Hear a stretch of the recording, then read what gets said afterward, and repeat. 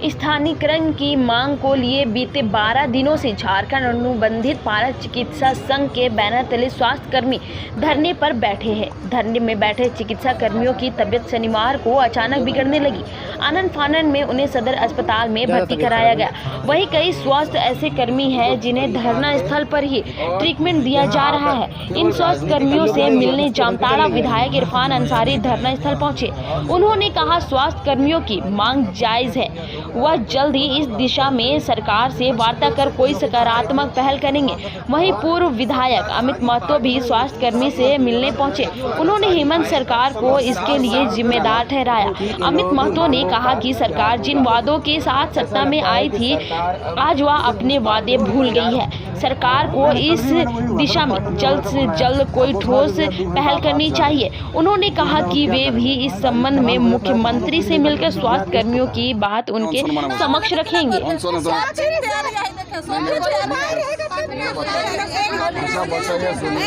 सुने बताइए, आप अनशन करके आप लोग स्वास्थ्य कर्मी है, सब कोई जानते हैं कि लीवर डैमेज होगा, किडनी डैमेज होगा पक्का। फिर मजबूरी है। हाँ, आप ठीक रहिएगा तभी तो कल ठीक कर पाइएगा।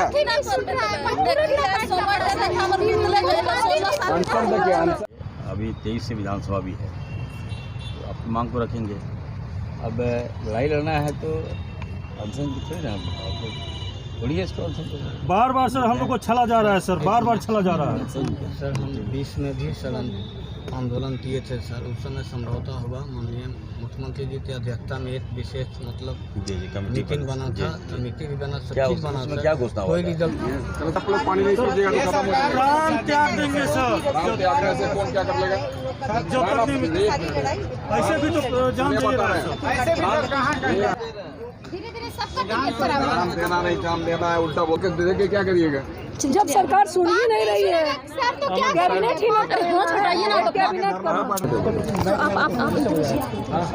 दादा, आप पिछले बार दिन हम लोग दरी में आके बैठे थे, उस समय से अभी तक हम लोग लड़ रहे हैं दादा।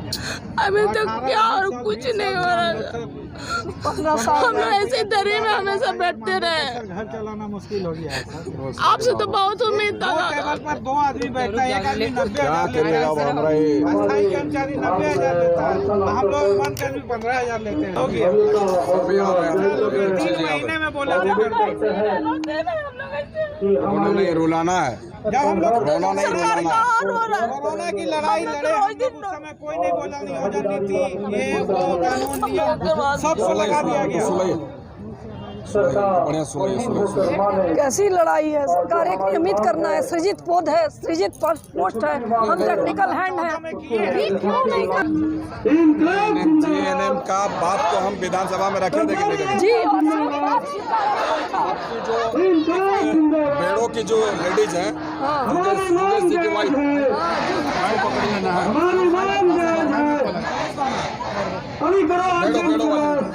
बेड़ो हाँ, वो आई थी। हाँ, वो आई थी। उसको उस समय हम लोग सारे चीजों को हम लोग उठाए थे। तो फिर जब सारा सकारात्मक था तो फिर क्यों नहीं बताएं? 2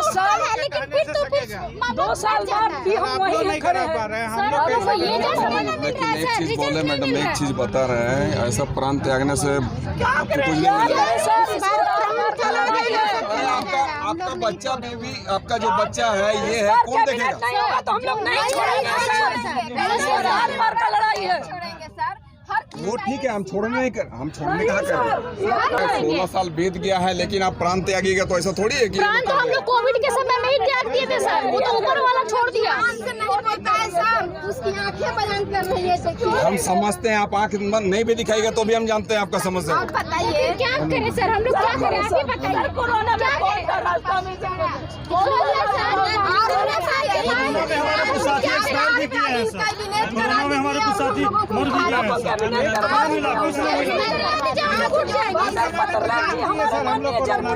क्या मिला सर? हम दुमका से हैं, वहाँ पे परिवार घर छोड़ के हम बैठे हैं। बिना जल बिना पानी। मम्मी घर आ जा। इरफान अंसारी यहाँ पे आए और क्या कुछ उन्होंने आश्वासन दिया? उन्होंने कहा है कि वो बात करेंगे, हमारे लिए काम करेंगे, ऐसा उन्होंने कहा है कि आगे वो कैबिनेट में हमारी बात को रखेंगे। क्या लगता है आप उनके आश्वासन से संतुष्ट है? संतुष्ट तो हम लोग नहीं हैं। जब तक हमारा काम नहीं होगा हम लोग किसी भी आश्वासन पे संतुष्ट नहीं हैं, क्योंकि आश्वासन हमें बहुत सालों से मिल रहा है। 16 साल से हम लोग काम कर रहे हैं, 16 साल से सिर्फ आश्वासन ही मिला है। 16 साल से सिर्फ आश्वासन ही मिला है हम लोग को। हमारा तो सिर्फ एक ही मांग है, नियमितीकरण, वो भी हमें सरकार नहीं दे रही है।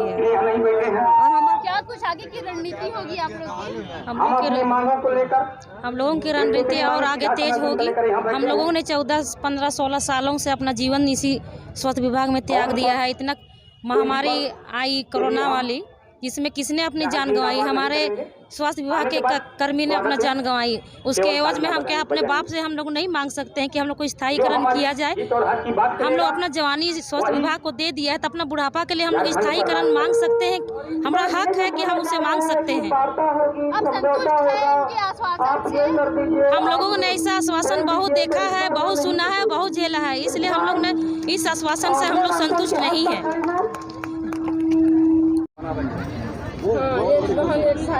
विजुअल के माध्यम से आप देख सकते हैं कि किस तरह से महिला की तबीयत जो है बिगड़ती हुई नज़र आ रही है। हालांकि अभी सिलीपुर विधायक अमित महतो यहाँ आए, उनसे बात करने के दौरान इन्होंने रोना शुरू किया और अचानक से इनकी तबीयत जो है बिगड़ती हुई नज़र आ रही है।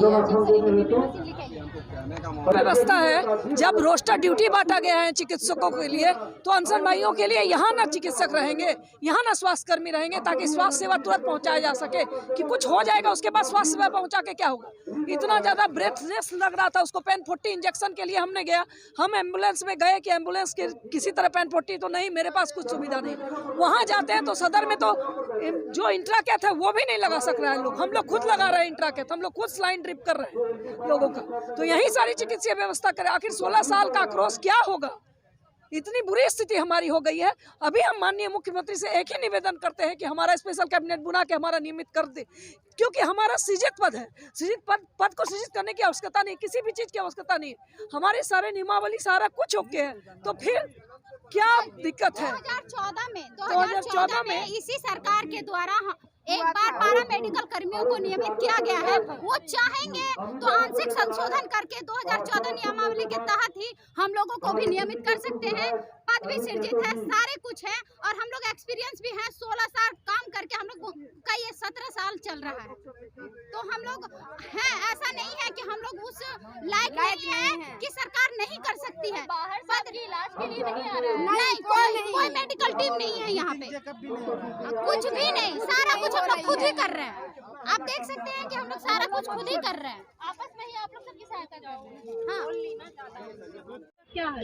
देखिए मैडम, ये तो तकलीफ हमें आज नहीं, काफ़ी पहले से समझ में है। और जब मैं विधायक हुआ करता था, इनकी समस्याओं को लेकर इनके जितने भी धरने हुआ करते थे, हम समझते हैं कि 70% धरने में तो हम शामिल थे। और ये जो विधानसभा में क्वेश्चन रेज करने की बात आती है, उस वक्त आदरणीय रघुवर जी की सरकार थी, और उस वक्त मैं इनकी बातों को प्रखरता के साथ, प्रमुखता के साथ उठाने का काम करता था। मैंने उठाया, और उस वक्त यहाँ के जो माननीय मुख्यमंत्री जी हैं, आदरणीय हेमंत जी, हमेशा ही कहा करते थे कि ऐसी समस्याओं को हम ख़त्म कर देंगे, जड़ से मिटा देंगे। जो भी ये अनुबंध कर्मी हैं, चाहे वो एनआरएचएम कर्मी हो, एएनएम हो, जेएनएम हो, तो तमाम बहनों की समस्या को निजात कर देंगे। हेमंत जी हमेशा ही आदरणीय रघुवर जी को कोसते थे। ये हमेशा कहा करते थे कि हमारी सरकार बनेगी तो ऐसा करेंगे काम, वैसा करेंगे काम। किसी को वो तो यह भी कहते थे कि अरे राजभवन हमेशा खाली रहेगा, यहाँ पर एक भी आदमी धरना में नहीं बैठेगा, ऐसा हम काम करेंगे। आज कहाँ चला गया ये? तो ये तकलीफ देह है सर। और हम इनके कार्यों की, कार्यशैली की तीखी भर्त्सना करते हैं, निंदा करते हैं। संबंधित जो पारा चिकित्सा कर्मी है वो लोग धरना पर बैठे हुए हैं और आमरण अनशन पर बैठे हुए हैं। हम एज ये कहिए कि एक डॉक्टर होने के नाते इनकी जो समस्याएं हैं मैं सुनने के लिए आया था, क्योंकि हमारे क्षेत्र से भी कुछ महिलाएं आमरण अनशन पर है, तो उनसे वार्ता हुई और मैं इन सबको विश्वास दिलाता हूं कि आप लोग झारखंडी हैं और आपकी मांग भी बिल्कुल जायज़ है, क्योंकि हमारी सरकार, आप देख रहे होंगे, हमारे मुख्यमंत्री जी काम करने वाले हैं, उनके दिल में दर्द भी है और हमें लगता है अब तक उनको नहीं बताया गया है आप लोगों के बारे में, इनकी समस्याओं के बारे में। तो हमने इन सबसे रिक्वेस्ट किया है कि आप लोग जो दर्द दिया है उसके खिलाफ न रहिए। आज ANM, GNM, पारा, मेडिकल अनुबंधित करके मतलब लोगों को मार दिया झारखंडियों को, और वही लोग आ रहे हैं आज दवा लगाने के लिए। आप समझ रही हैं मैं किन के बारे में बोल रहा हूँ। तो ऐसा नहीं होगा। हम जा रहे हैं, आज CM साहब से वार्ता करेंगे और हमारे जो मंत्री हैं उनसे वार्ता करेंगे और एक कमेटी बनाकर कुछ लोग आएंगे और वार्ता करके इस मामला को समाधान करेंगे। इनका तो हड़ताल काफ़ी दिनों से चल रहा है, तो इससे पहले मुख्यमंत्री के साथ इस पर बातचीत नहीं हुई? नहीं, तो मुझे तो देखिए, हमें कोई भेजा नहीं है मैडम। मैं पहले एक डॉक्टर हूँ, एक चिकित्सक हूँ, उसके बाद मैं विधायक हूँ। जब ये मामला सामने आ रहा था तो मेरा दायित्व बनता है, मेरा फ़र्ज़ बनता है कि इनकी समस्याओं से मैं अवगत हूँ और अवगत कराऊँ। तो विश्वास कीजिए कि पहले लेटर दिया गया है इरफान जी, सरकार को आगाह किया गया, जिम्मेवारी थोड़ी है। मैं तो बता चुका हूँ आपको कि जानकारी नहीं हो सकता है। तो जब मामला तूल पकड़ता है, बताइए, आमरण अनशन में कोई घटना घट जाएगी तो सबके बाल बच्चे हैं। और सबसे बड़ी बात यह है, अभी बता रहे थे हमारे साथी, कि जिस जगह वो काम करते हैं, जहाँ पे वो सेवा देते हैं, जहाँ पे, तो उसी कुर्सी में उसी पद पर एक को 70,000 मिलता है और एक को मात्र 15,000। तो ये दोहरी नीति जो है, डेफिनेटली इस पर विचार करना चाहिए। राज्य भर के चिकित्सक आपसे नाराज हैं, बोल रहे हैं कि सार्वजनिक रूप से माफ़ी मांगना चाहिए आपको। ये कौन नाराज है? जामताड़ा में आपने जो कहा है कि सिविल सर्जन को घसीट के लाओ। नहीं, आप मेरी बात सुनिए। आप लोग नहीं, आप लोग मेरी बात को समझिए। परफेक्ट जो मैं कहा था इसको जानिए। मरीज मर रहे हैं हमारे, ठीक है, लोग तबाह हैं, ठीक है। हम डॉक्टर हम शपथ लेते हैं कि नहीं, एक मिनट आप देखिए, डॉक्टर होने के नाते सुनिए ना, हम डॉक्टर होने के नाते मरीज हमको फ़ोन कर रहा है, मरीज की जान जा रही है और कोई